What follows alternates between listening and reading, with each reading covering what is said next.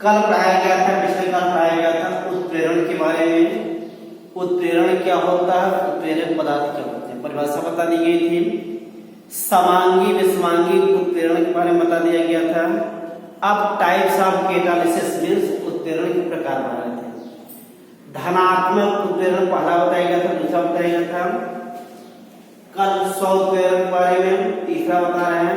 प्रेरित उत्प्रेरण क्या होता है, आज इस बारे में डिस्कशन होगा, ध्यान दीजिएगा। जब कोई रासायनिक अभिक्रिया, परिभाषा ध्यान दें फिर लिखते हैं।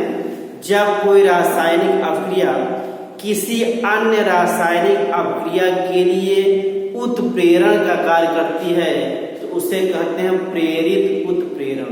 बात समझिएगा। जब कोई रासायनिक अभिक्रिया किसी अन्य रासायनिक अभिक्रिया के लिए उत्प्रेरण का कार्य करती है तो उसे प्रेरित उत्प्रेरण कहा जाता है। क्लियर। अब परिभाषा में लिखते हैं। जब कोई रासायनिक अभिक्रिया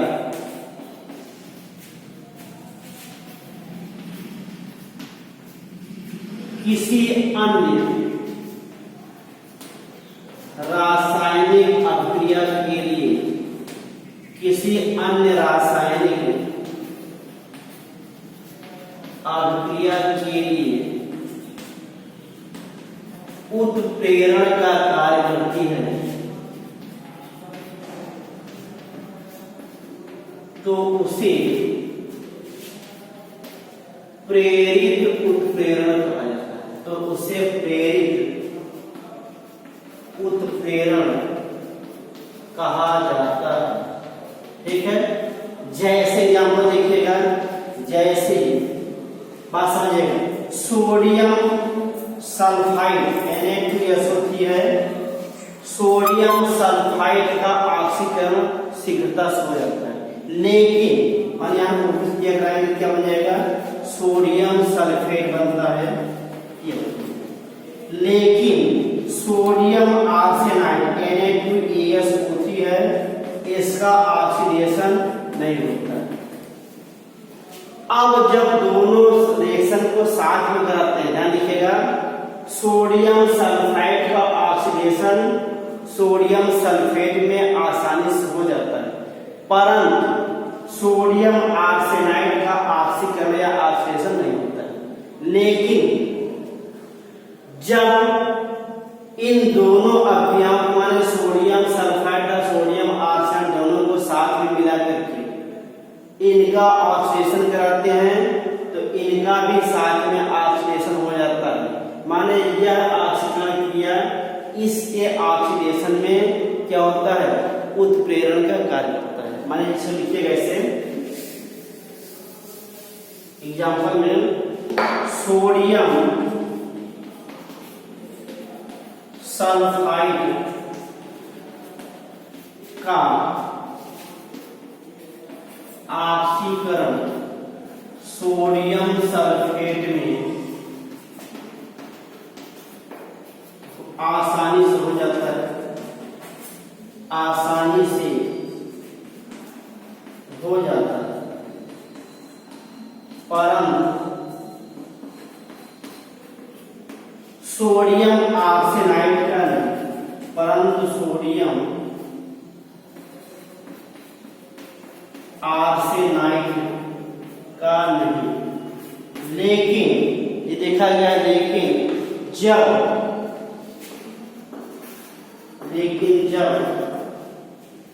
सोडियम आर्सेनाइड,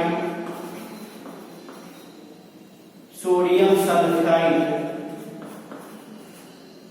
के साथ सोडियम आर्सेनाइड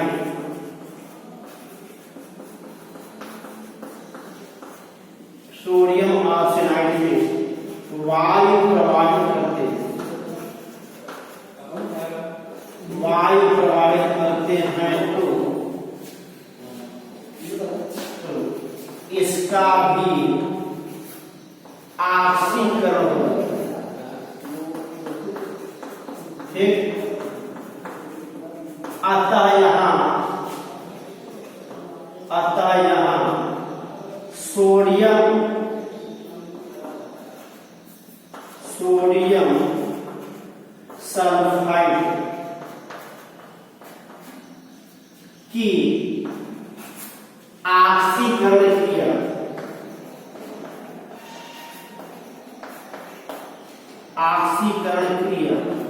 सोडियम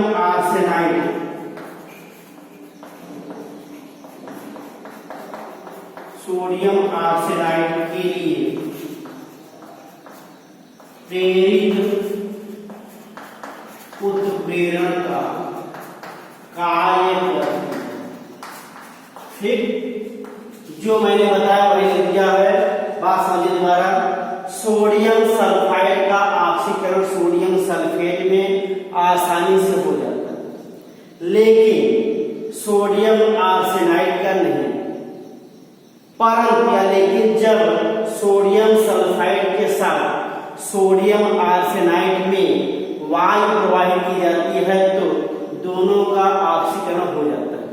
इसका मतलब ये होता है कि सोडियम सल्फाइड की ऑक्सीकरण क्रिया सोडियम आर्सेनाइड के लिए प्रेरित उत्प्रेरण का कार्य करती है। ठीक है, ये हो गया।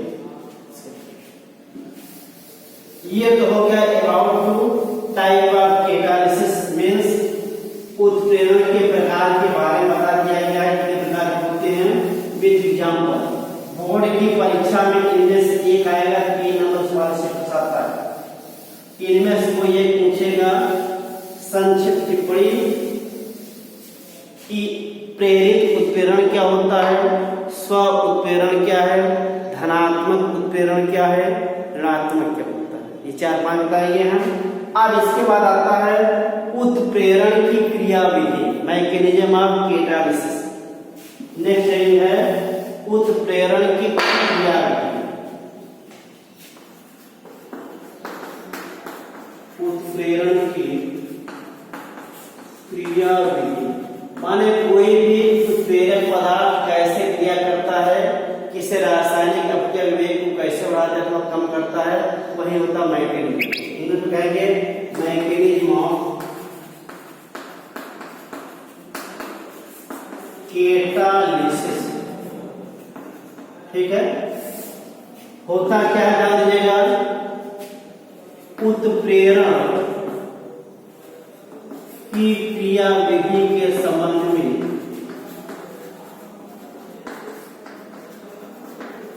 उत्प्रेरण की क्रियाविधि के संबंध में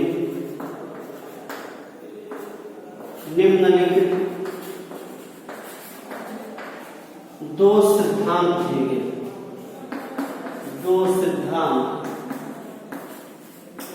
दिए गए। पहला है माध्यमिक यौगिक सिद्धांत। हमारे डरिएगा माध्यमिक यौगिक सिद्धांत। ठीक, ये क्या होता है, कैसे करता है, ध्यान दीजिएगा। इस सिद्धांत के अनुसार जब किसी रासायनिक अभिक्रिया में 2 अथवा अधिक अभिकारक भाग लेते हैं और यह अभिक्रिया किसी उत्प्रेरक पदार्थ के द्वारा क्रियान्वित होती है, तो यह सिद्धांत बताता है कि इन अभिकारकों में से कोई एक अभिकारक उत्प्रेरक के साथ क्रिया करके माध्यमिक यौगिक का निर्माण करता है। क्लियर। अब यह माध्यमिक यौगिक पुनः दूसरे अभिकारक के साथ क्रिया करके उत्पाद बनाता है तथा स्वयं स्वतंत्र हो जाता है। यही लिखिएगा, इस सिद्धांत के अनुसार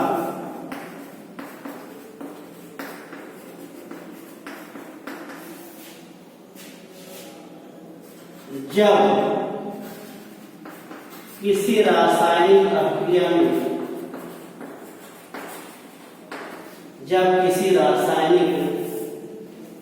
अभिक्रिया में दो अभिकारक भाग लेते हैं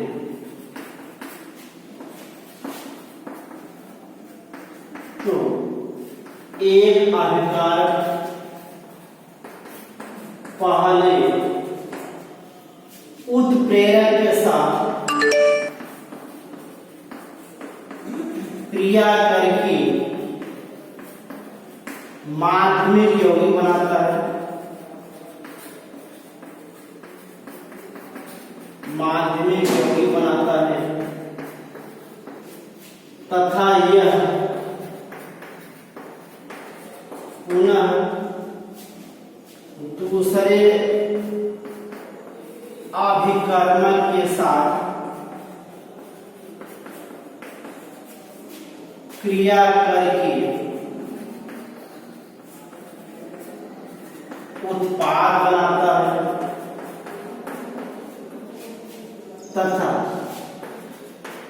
उत्प्रेरक स्वतंत्र रहता है।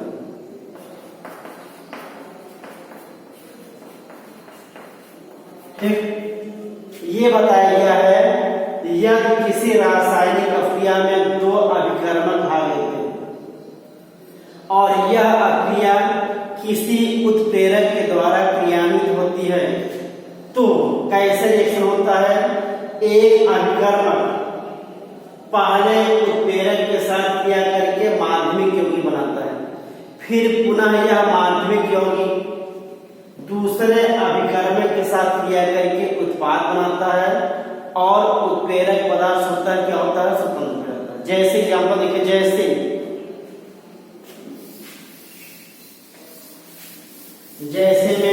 जैसे मान लिया कि ए तथा बी दो अभिकर्मक हैं, क्रिया करके उत्पाद बनाते हैं सी। ठीक, यहां लिखेगा जैसे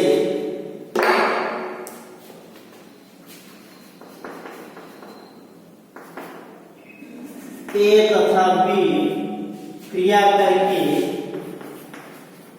उत्पाद बनाते हैं और यह क्रिया उत्प्रेरित होती है अभिकर्मक सी के द्वारा। ठीक, तो माध्यमिक यौगिक के अनुसार क्या होता है? माध्यमिक यौगिक सिद्धांत के अनुसार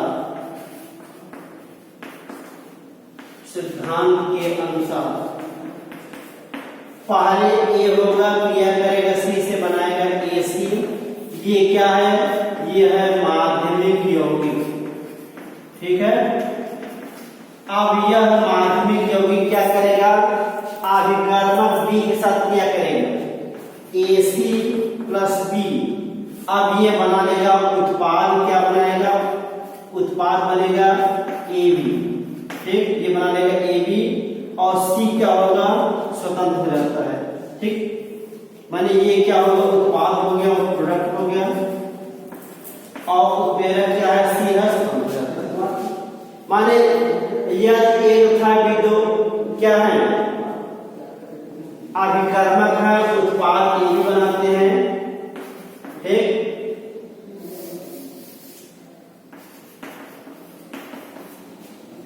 तो माध्यमिक यौगिक सिद्धांत अनुसार यह बताया गया है कि उत्प्रेरक सी पहले किसी एक अभिकर्मक के साथ क्रिया करेगा, ए प्लस सी बनाएगा ए सी। ये है माध्यमिक उत्पाद। ठीक है, पुनः पहले स्टेप में होगा, दूसरे स्टेप क्या होता है? यह माध्यमिक यौगिक अभिकर्मक बी के साथ क्रिया करेगा, उत्पाद ए बी बना लेगा और सी क्या है? पहले भांति स्वतंत्र हो जाता है। ठीक है, यहां लिख देंगे जहां सी बराबर उत्प्रेरक। इसे कहते हैं माध्यमिक यौगिक सिद्धांत। इसका मेरे एग्जाम्पल देखिए, जैसे ऐसे लिखा गया है, जैसे इसका एग्जाम्पल, क्योंकि यह आप लिखेंगे यह सिद्धांत समांगी, यह सिद्धांत समांगी उत्प्रेरण पर लागू होता है। जैसे एग्जाम्पल देखें,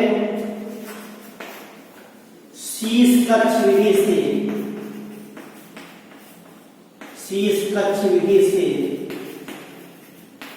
सल्फ्यूरिक अम्ल के निर्माण में SO2 का SO3 में ऑक्सीकरण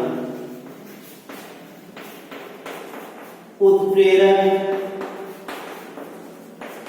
NO के द्वारा होता है। फिर माध्यमिक यौगिक क्या बताता है? माध्यमिक यौगिक सिद्धांत के अनुसार, माध्यमिक यौगिक सिद्धांत के अनुसार यह क्रिया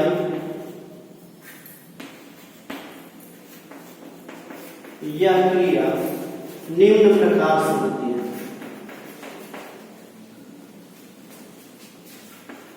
निम्न प्रकार से यहां देखें रिएक्शन होता है SO2 plus O2 equal to बनाएंगे SO3, ये क्रिया होगी NO के द्वारा।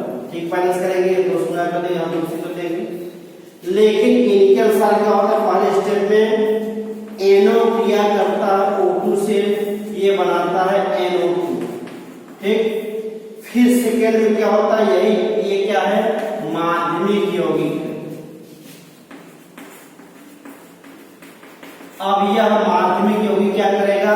SO2 से क्रिया करेगा, माने NO2 प्लस SO2 ये बनाएगा SO3 प्लस NO, ये स्वतंत्र हो जाएगा, यहाँ पे यूनिट होता है। अब यही कहलाता है माध्यमिक यौगिक सिद्धांत। ठीक है, अगला सिद्धांत